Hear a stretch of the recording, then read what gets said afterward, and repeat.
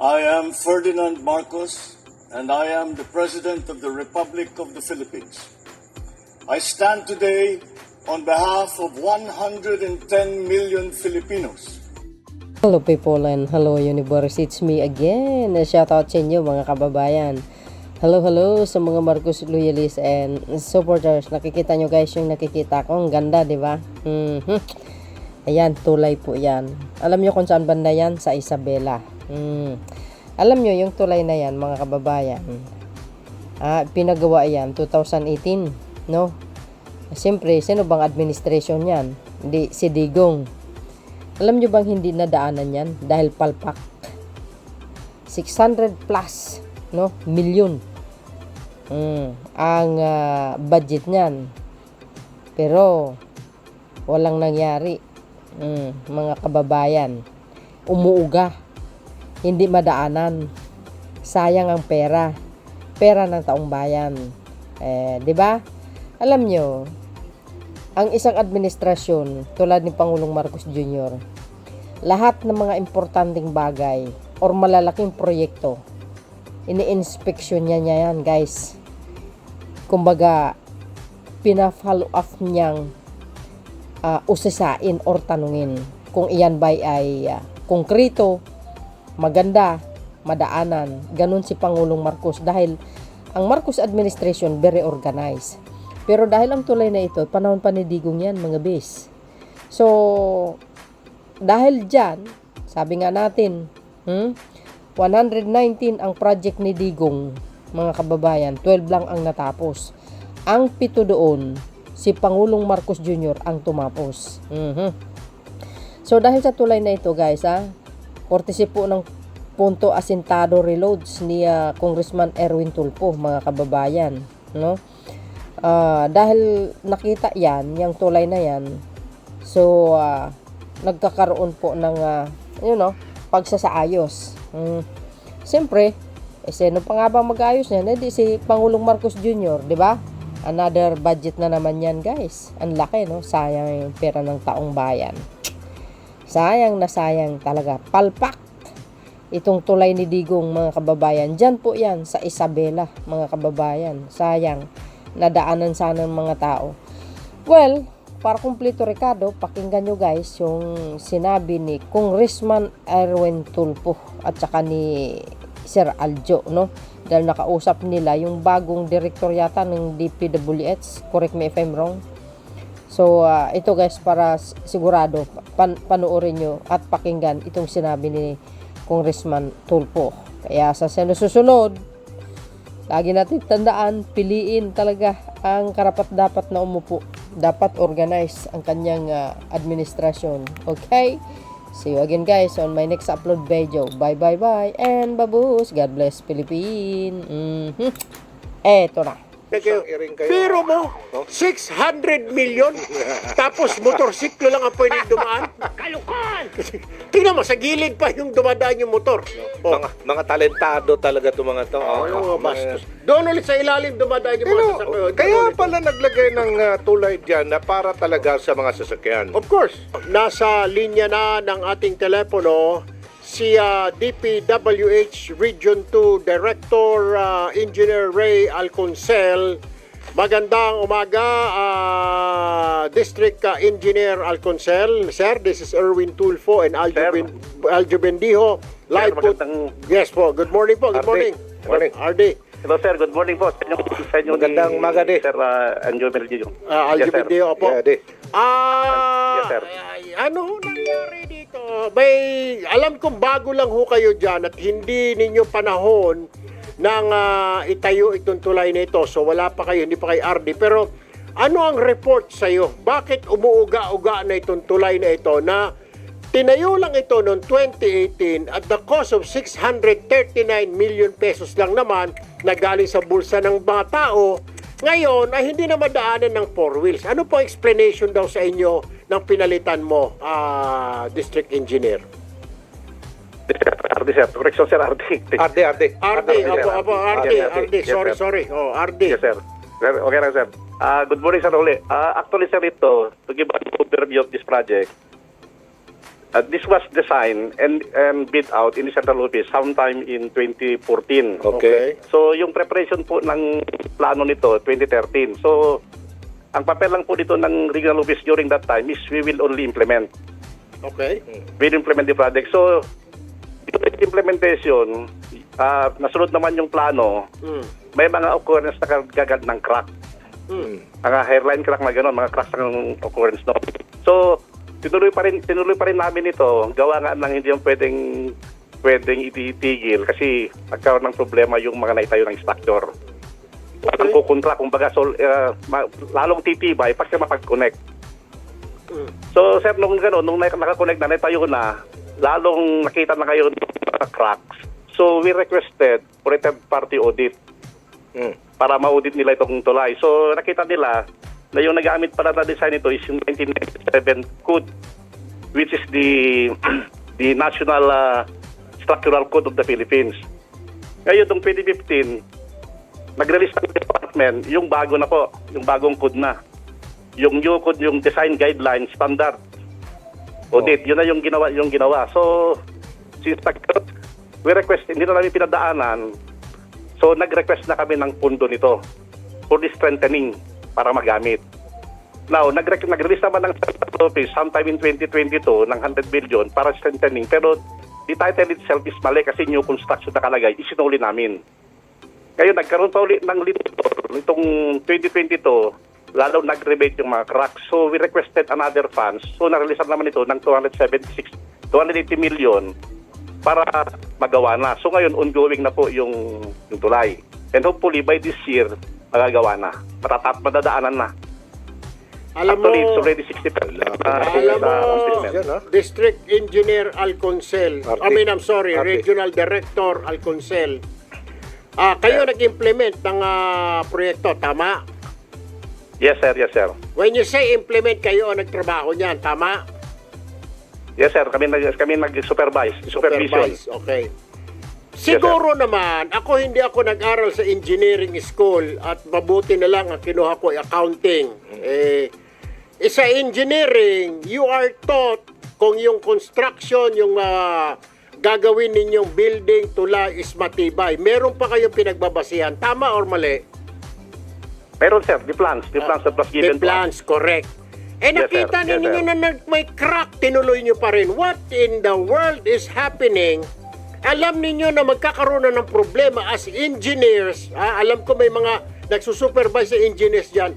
Nakita nyo na may mga crack, may deficiency na. Itinuloy nyo pa. Sinayang lang ninyo Yes, sir. yung salapi. Sige, answer me. Yes, sir. Kasi ang dispatch of the Bureau of Design is kailangan na idugtong para hindi humina kasi hahatakin niya kasi nandun na kasi, sir, noon. Yung arko niya. Regional Director, okay? Nakita mo na may crack, mayroong problema. Doon pa lang sa materialis may problema na idudugtong mo yan. Ang idudugtong mo, pareho pa naman. Sir, hindi po ako engineer, pero how can you reinforce another section of the tulay kung pareho lang rin ang gagamitin ninyong composition ng mga materyales? Sige nga.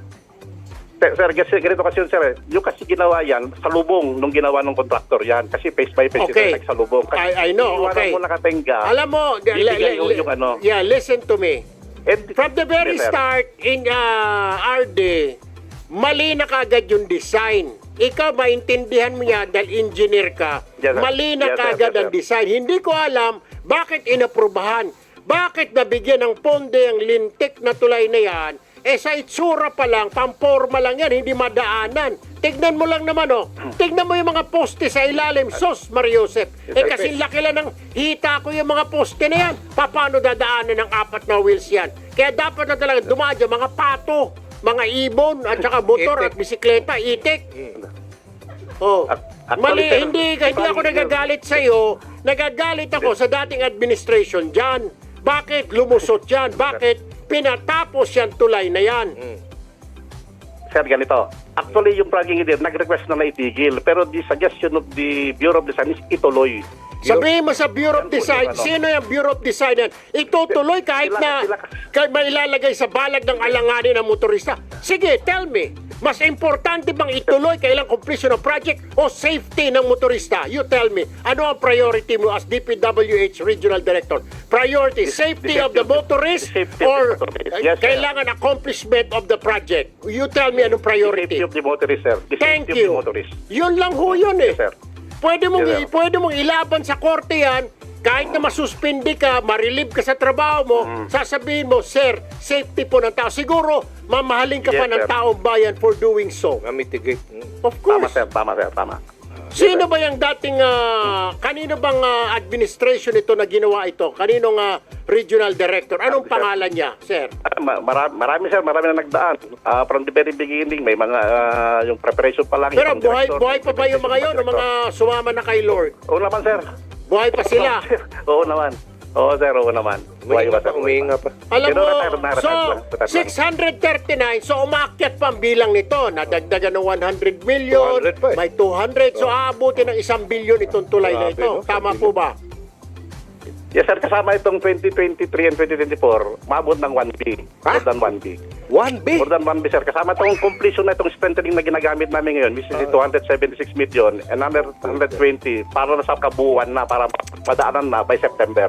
Okay, tanungin kita as regional director. Sino ang dapat managot sa kapalpakan sa project na yan? Diretsahin niyo po ako. Is it the contractor?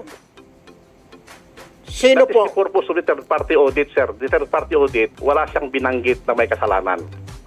Nung nag-request kami ng third party audit, kasi nga, duda na daw ditong mga Tama. project engineer, Oh. nag-third party audit na kami. Okay. So ito na yung mga lumabas, Oh. strengthening, wala siyang nilagay doon. Who is Sino up for? yung If it is third party contractor, audit na project yan? Ano pang pangalan ng third party? Is that a company? Is that a private firm? private yun, sir, si Adams Abinales. Adams Yan Abinales. hinayap namin. Is it a company or is it an individual? Adams Abinales. Company ba? Kumpanya ito, juridical person. Tao yata ito, third party. Adams Abinales. Siya Structural nag-inspeksyon. engineer. Yes, sir. Yes, sir. Structural engineer siya. Wala siyang sinabi Yes, sir. tungkol sa mga crack na yan. Wala siyang sinabi na delikado ang tulay na yan. Wala siyang sinabi na ganon. Siyang nagsabi, sir. Siyang nagsabi, by we requested funds para lang ma-strengthening na at Okay. madaanan na. Kasi, Pero wala siyang sinabi kung sino ang dapat managot dito. Kasi sinayang na naman ang kwarta ng taong bayan in the regional director. Ulitin ko po mataas lang ho ang boses ko pero hindi kita pinapagalitan dahil wala kang kasalanan dito. Naiinis lang ho ako Sige. dahil pera mo yan, pinantustos natin yan, pera ko, pera natin lahat, buwis natin yan na binabayad sa mga bat at kung ano-ano pa, napunta lang sa wala. Nagsayang tayo ng kwarta. Di po ba, RD? Yes, sir. Yes, sir. Oh. Tama, sir. Tama. Tapos, balikan mo yung Adam sa Binales na yan. Sabihin mo, pinapatanong namin ni Aljo, sino ang dapat managot dito? Sige, sir. Sige. Pagka sir. Ito bang Ayun po. Adams na nagsuggest ng karagdagang pondo? Hindi, ang tinignan lang niya yung defects. Kailangan may strengthening para magamit, sir. Ang tanong ko nga dyan, yung nagsusupervise dito, nakita niya na may mga cracks galing sa DPWH, hindi pa kayo, ano ito, bagito ba ito? Mga OJT siguro yung mga engineer ninyo. Hindi, sir. There are 6 project engineers. Nag-request na, sir. Yun nga lang. Yung instruction ng Santa Lubis nga, ituloy nyo lang, the Bureau of Design. Sino nagsabi na ituloy lang? Sino po? ang pangalan nun? Sa Bureau of Design, wala na pangalan, sir. Pero Bureau of Design ng Santa Lubis, DPWH. Yes, sir. Sino yung mga buang na yan na pinasabi ituloy lang may crack na nga? Sino ba itong mga design na ito? Siguro baka ang dinidesign lang nito mga nicho. Mga Musoleo, baka doon siya nagdi-design. Dahil sa pakisabi sa kanya, RD, pakisabi sa Bureau of Design ninyo, sa DP, pag nagkaroon kayo ng general meeting, sabi mo, pag may mga crack na yung mga proyekto natin, pwede bang itigil na lang? Pakibanggit mo yung pangalan ko kay Secretary Bunoan, Sir, nagagalit si Congressman Tulfo dahil bakit daw itinutuloy mga proyekto, may diferensya na, kailangan tapusin. Mas mahalaga di po ba ang safety, ang buhay ng tao, RD? Yes, sir. Yung buhay ng tao ang pinakamahalaga. Iyon. Tapos pipilitin yung kailangan matapos. Kailangan kasi by matapos. Alam ko na yan, mga racket yan eh. Matapos. Kasi naibigay na, nag-advance na si Tor. Magkano kaya yun? Magkano? Nag-advance si Tor kung kani-kanino. Arde, magkano ang dahilan kaya ng Bureau of Design?